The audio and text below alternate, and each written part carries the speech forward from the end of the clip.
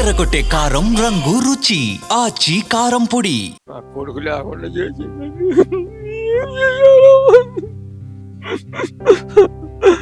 ఇంకా ఏం చూసుకోవాలి నేను? ఈ ఇల్లు ఏం చేసుకోవాలండి?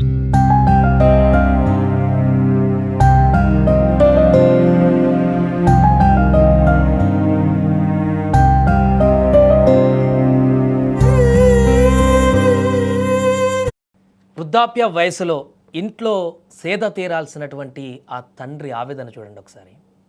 ఆయన తన కొడుకుని, చేతికొచ్చిన కొడుకుని, వయసులో ఉన్నటువంటి కొడుకుని పోడగొట్టుకొని కన్నీటి పర్యంతమవుతున్నటువంటి దృశ్యాలు ఇప్పుడు అందరినీ కలిచివేస్తున్నాయి. కారణం, తన కొడుకు కట్టుకున్నటువంటి భార్య అత్యంత దారుణంగా తన భర్తను హతమార్చినటువంటి ఘటన నిన్న చూసాం మనం. గుంటూరులో ఒక ఘటన, భర్తను చంపేసి ప్రియుడి సహాయంతో పోర్న్ వీడియోలు చూసినటువంటి ఒక భార్య ఉదాంతం.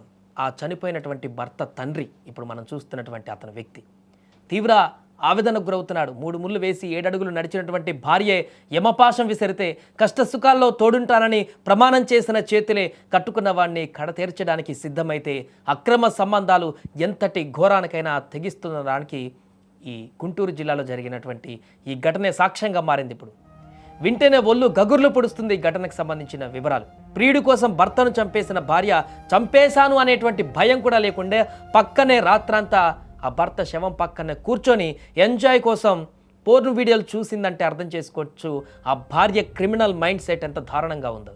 గుంటూరు జిల్లా దుగ్గిరాల మండలము చిలువూరుకు చెందినటువంటి శివ నాగరాజ్కి లక్ష్మీ మాధురికి 2007లో వివాహమైంది. వీరికిద్దరు కుమారులు ఉన్నారు. హ్యాపీగా కొనసాగుతుంది కుటుంబం అనుకున్న సందర్భంలో ఈ దారుణమైనటువంటి ఘటన. విజయవాడలోని ఒక సినిమా థియేటర్లో టికెట్ కౌంటర్లో పనిచేస్తున్న సమయంలో మాధురికి గోపి అనే వ్యక్తితో వేరొక వ్యక్తితో పరిచయం ఏర్పడింది.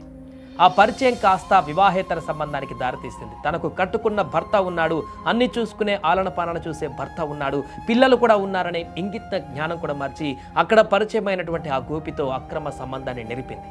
అయితే అది కాస్త అతన్ని ఇంటికి తీసుకొచ్చేంత వరకు మారింది, ఇక పీక్ స్టేజ్లోకి వెళ్ళింది. అయితే అతను ఎవరని అడిగితే తమ్ముడు అంటూ కుటుంబ సభ్యులు ఇంటి పక్కల వారికి పరిచయం చేసిందని, తన కొడుకుని ఇలా దారుణంగా హత్య చేస్తుందని అనుకోలేదంటూ ఇప్పుడు చనిపోయినటువంటి నాగరాజు తండ్రి కన్నీరు మున్నీరుగా వెలిపిస్తున్నాడు. ఎవరు ఊహించలేదు తను ఇలా అతనితో పాటు బయట అక్కడక్కడ తిరుగుతూ కనిపించి ఎవరైనా చెప్పినా కూడా అడిగినా కూడా ఎవరు పలానా వ్యక్తి మీ భార్య బయట వ్యక్తులతో కనిపించిందనంటే అతను మా తమ్ముడు అని చెప్పేసి ఆమె ఈ రకంగా వెనకేసుకొని వచ్చే ప్రయత్నం చేస్తుంది నిరోజులు. ఇకపోతే ఇదే విషయంలో భార్యాభర్తల మధ్య గొడవలు జరిగాయి.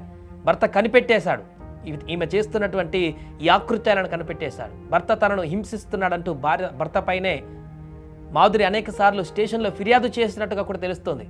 ఇదిలా ఉంటే తన వివాహేతర సంబంధానికి భర్త అడ్డుగా ఉన్నాడని భావించినటువంటి ఆ మాధురి ప్రియుడు గోపితో కలిసి అతన్ని వదిలించుకోవాలని నిర్ణయించుకుంది. అనుకున్నట్లుగానే రాత్రి భర్త కోసం ప్రేమగా బిర్యానీ చేసింది.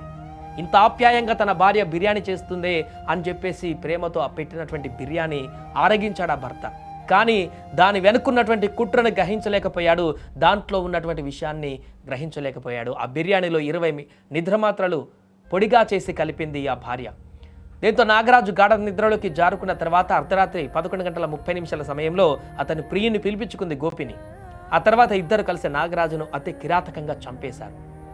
అంతేకాదు అత్యంత దారుణమైన నీచమైన పని ఏంటంటే చంపేసిన తర్వాత భర్తను అక్కడే ఆ శవాన్ని అక్కడే పెట్టుకొని వీళ్ళ యొక్క ఈ పూర్తిగా వారి యొక్క వ్యక్తిగత జీవితాన్ని గడపడం కోసం, వారి సుఖాన్ని కోసం అక్కడ భార్య మొబైల్లో పోర్న్ వీడియోలు కూడా చూస్తూ గడిపినటువంటి దారుణమైనటువంటి సంఘటన వెలుగులోకి రావడం జరిగింది.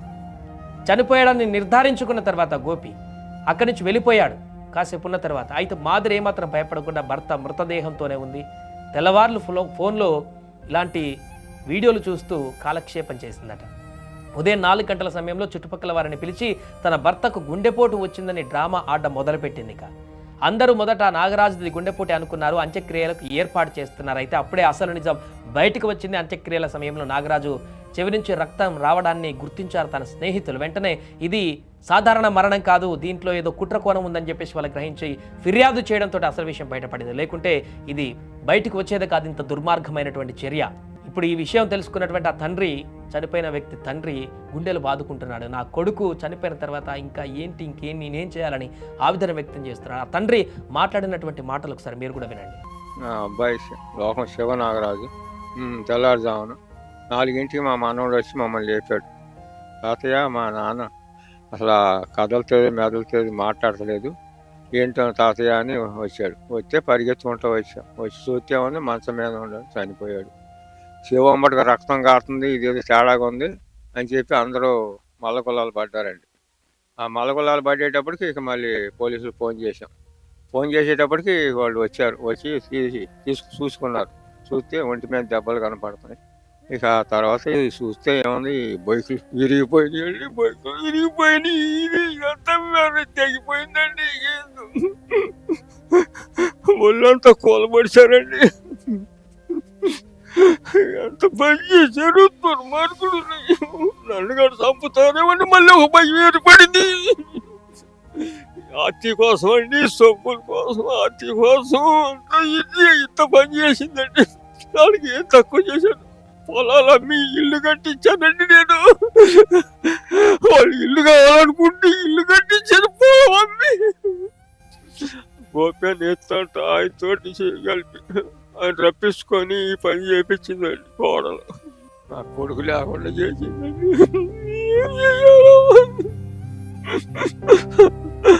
ఇంక ఏం చూసుకోవాలి నేను, ఈ ఇల్లు ఏం చేసుకోవాలండి?